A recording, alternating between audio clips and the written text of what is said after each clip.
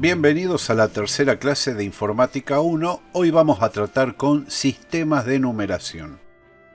Todos nosotros manejamos desde la cuna un sistema de numeración basado en el número 10, es decir, de base 10, que se denomina sistema decimal. Tanto es así que todas las medidas físicas en general corresponden a esa base, es decir, con una base 10. No todo, por supuesto, porque, por ejemplo, en los países anglosajones insisten con otras medidas que no tienen nada que ver. Ahora, ¿por qué nosotros utilizamos el sistema decimal? La respuesta es sencilla. Porque tenemos 10 dedos y desde la época del Neolítico, cuando había que contar cuántos dinosaurios había que cazar o cuánto quedaba, usábamos los dedos de la mano.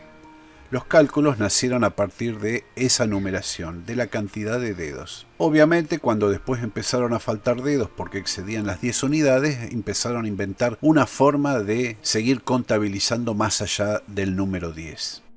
Sin embargo, las computadoras trabajan en otros sistemas de numeración, en binario, octal y hexadecimal, que son respectivamente de base 2, 8 y 16, y que aquí vamos a explorar un poco para entenderlo.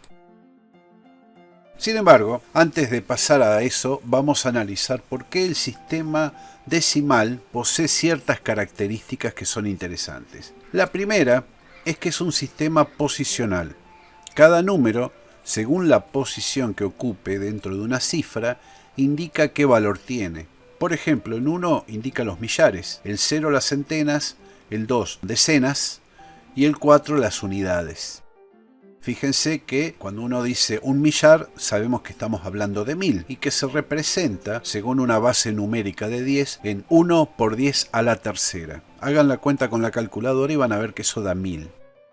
Por otra parte, si quieren representar las centenas como 0, simplemente multipliquen 0 por 10 al cuadrado y van a obtener 0, es decir, 0.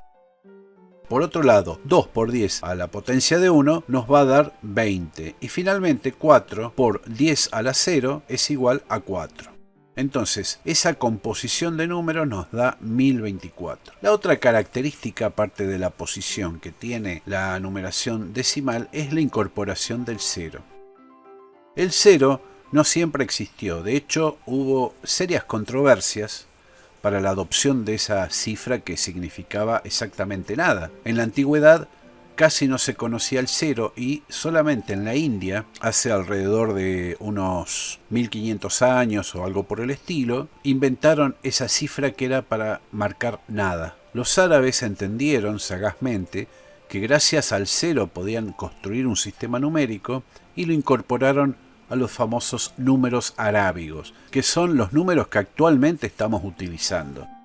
Entonces, desde el 0 al 9 tenemos 10 espacios, 10 cifras, y el 10 es la sucesión natural del 9, que es el primero más un 0. Sin embargo, esta cosa tan sencilla de entender hoy en día, como les comenté, en la Edad Media suscitó enormes problemas, porque usaban los números romanos.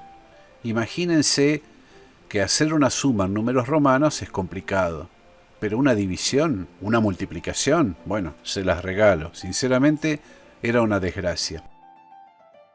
Ahora, ¿por qué las máquinas no entienden el sistema decimal? Porque esencialmente el dominio sobre el cual trabajan toda la electrónica digital, por supuesto, es el dominio del 0 y el 1, es decir, binario.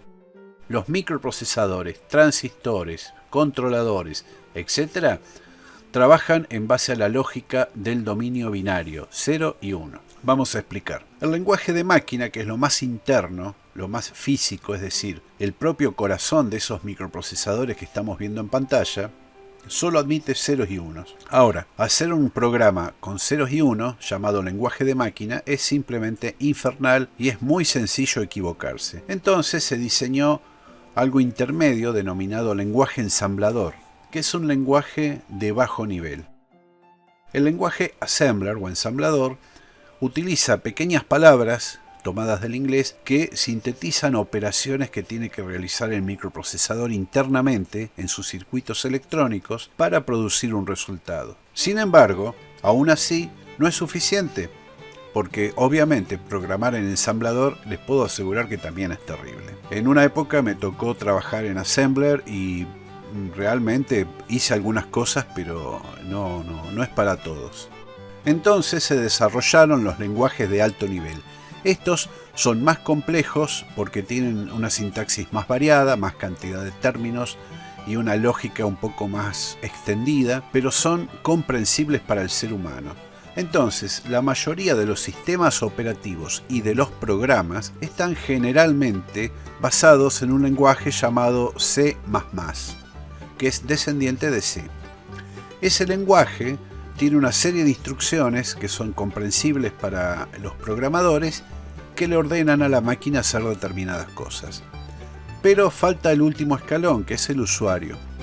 El usuario es esa persona que llega a su casa, prende la computadora y escribe un email. Él no programa ni máquina, ni ensamblador, ni C. Simplemente aprieta las teclas según el orden de las palabras que él quiera construir y eso es suficiente. Entonces fíjense la cantidad de capas y transformaciones que hay para llegar a ese punto donde la electrónica interpreta lo que nosotros estamos queriendo hacer y lo realiza. Un ejemplo para comprender esto es el siguiente. La palabra hola, si fuera en binario, se escribiría como lo estamos viendo en pantalla, con una sucesión de 4 cifras de ceros y 1. Obviamente, hola es una sola palabra. Imagínense si tuviéramos que escribir un libro completo, y al menor error da problemas. Entonces, en lenguaje de máquina, la letra A, estamos viendo que es 0, 1, 5 ceros y otro 1.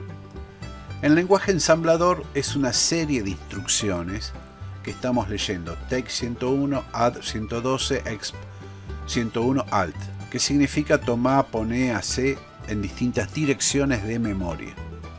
En un lenguaje de alto nivel, como C++, sería print A, o sea, imprimime A. Y en el lenguaje de usuario es apretar la letra A. Bueno, imagínense lo complicado que puede llegar a ser escribir muchas cosas. Ahora, ¿por qué el lenguaje de máquina es binario? Es por esto que estamos viendo en pantalla. Imagínense un simulador que es una lamparilla eléctrica conectada a una fuente de energía, en este caso una batería. Y tenemos el mismo circuito en dos estados. A la izquierda abierto, es decir, apagado, y a la derecha cerrado o encendido. Si nosotros pulsamos el botón o la llave, circula la corriente y prende. Cuando no está así, está apagado. Entonces tenemos un estado 0, es decir, no hay corriente, y un estado 1 que significa hay energía. Eso trabaja con los transistores que integran los microprocesadores. Recuerden que hay cientos de miles de millones adentro de un microprocesador de última generación que trabaja con estos tres elementos. Cada transistor tiene un emisor, una base y un colector.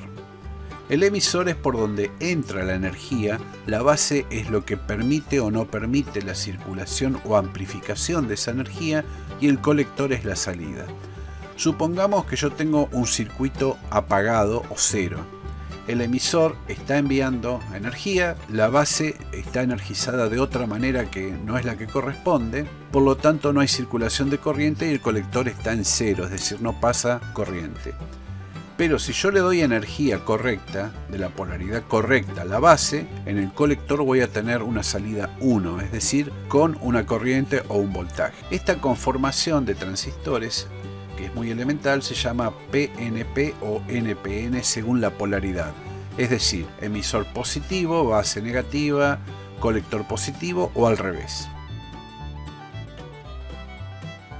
Entonces, concluyendo, todo esto que vemos en pantalla, transistores de todo tipo y encapsulado, y microprocesadores y microcontroladores, trabajan con un lenguaje de máquina compuesto de ceros y unos. Eso es el dominio binario, ceros y unos. Aquí a la izquierda tenemos dos columnas, una en decimal y otra en binario, y la representación. Por ejemplo, el 1 es 1, el 2 es 10, el 3 es 11, porque es la notación binaria. Fíjense cómo va difiriendo, ¿no? Y por ejemplo el 10 es 10-10 en binario. Ahora, ¿cómo podemos hacer para saber el binario de un decimal. Es sencillo. Tomamos el número, lo dividimos por 2. 2 es la base de binario. Entonces 15 dividido 2 da 7 con el resto 1. El 7 lo dividimos por 2, da 3 con el resto 1. El 3 lo dividimos por 2, da 1, resto 1. Y el 1 lo dividimos por 2, da 0. Y queda el resto 1. Entonces tomamos ese resto y en sentido inverso a como se hizo la división, vamos escalando 1, 1, 1, 1. Entonces el decimal de 15 es 1, 1, 1, 1. El decimal 15 representado en 8 bits lo estamos viendo abajo. Son 4 ceros y 4 unos. La conversión de binario a digital es más simple todavía. Vamos tomando de derecha a izquierda, utilizando la base binaria, multiplicando el valor, si es 1 o es 0. Entonces tenemos 1 por 2 a la 0 da 1. 1 por 2 a la primer potencia da 2. 1 multiplicado al cuadrado da 4. 1 multiplicado a la tercera da 8. Sumamos y nos da 15.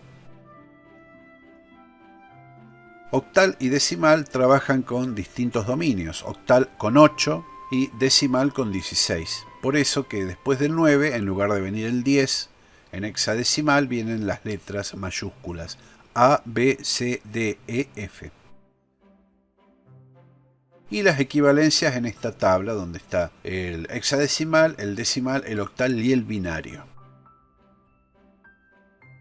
Sin embargo, no vamos a pedir que lo hagan manualmente, aunque sería lo aconsejable. Pero sí les vamos a insistir que aprendan a utilizarlo en la calculadora. Aquí en este pequeño esquema van a ver cómo se utiliza este modelo de calculadora para transformar de un decimal a binario, a octal o a hexadecimal o al revés.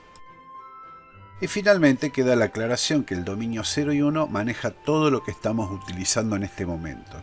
Computadoras, circuitos electrónicos, Arduinos, Raspberry, calculadoras, notebooks, tablets, sistemas mecatrónicos al lado de la tablet, cámaras infrarrojas o normales, telecomunicaciones e inclusive las primeras computadoras digitales que eran a válvulas. Bueno, espero que hayan comprendido, lean cuidadosamente la bibliografía y por favor respondan la evaluación personal y realicen el trabajo grupal. Hasta la próxima.